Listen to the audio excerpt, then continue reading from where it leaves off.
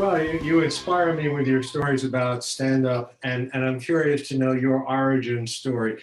When did you first think you were funny, and when did you first go on stage? I mean, you were part of a very short list of legendary comedians who transitioned to television and movies, of course. But what were those early years like for you? Well, here's the thing is, I always wanted to be a filmmaker and a storyteller. I never thought of myself as a comedian or anything. I wanted to, be behind the scenes making movies, but I had an acting background. I had a great theater department down in Houston. I had training. I always thought I was fun. I always thought I was funny, even going back to, I came from a funny family. My father was funny. My brother's funny.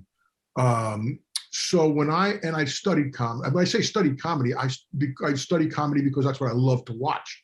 My influences are everyone from, I mentioned Woody, but they're also, everybody from Ernst Lubitsch to Kaufman and Hart to Cary Grant to William Powell and Carol Lombard and and then Myrna Loy, and then of course the stand-up comics that I watched like Myron Cohn and Alan King.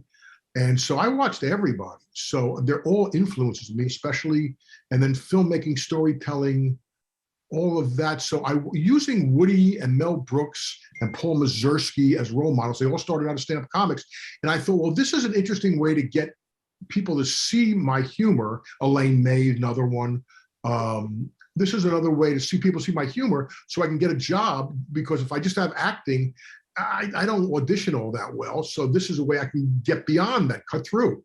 And that's what happened. And of course, my first job was writing for Rodney Dangerfield. Rodney and I became friendly. And so I wrote for Rodney and Stiller and Mira. And then Rodney brought me out to California, which gave me a leg up on other comics. So, and that's when I got to go to the Comedy Store and the Improv. And I got seen, and that's how I got Hollywood Nights. And then that's how it started.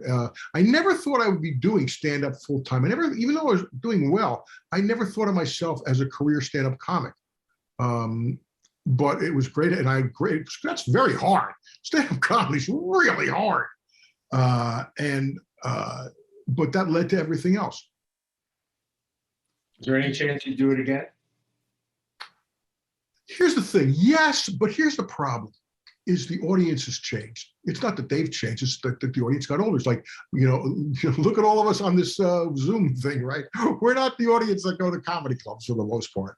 And as my friend said, if you go and there's an older audience out there, they would rather spend, let's say, $100 to see Bill Maher than to go to a comedy club for $25 to see you. And that's true. That's my friend Bobby Slayton, and tells me all this time.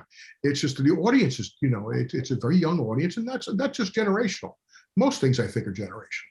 But I'd like to do the history thing again in some way. I enjoyed doing that because I didn't have to do joke, which you have to do if you're a stand-up pretty much, unless you have a following and they know you. So I don't know if that's a good answer, but that's it.